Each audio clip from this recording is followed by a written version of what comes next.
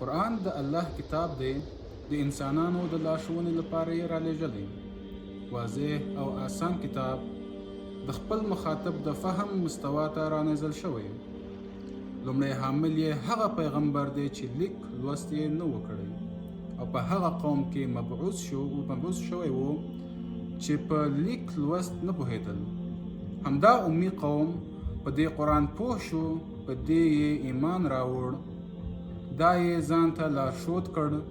د پلار نیکه نه ورته پاتې دین، مذهب، دود، دستور، افکار او اخلاق، فردي اجتماعي سلوک او هر زوړ رسم و رواج یې پرېښود.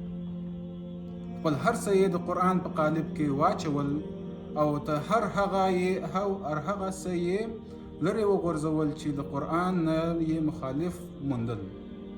نه یوازې په خپل کور، کلي او ټولنې کې یې قرآن حاکم کړ، بلکې د دې لپاره یې ملا وتړله چې د قرآن بیرغ له شرق نه تر غرب پورې د نړۍ په ګوټ ګوټ کې ورپوي.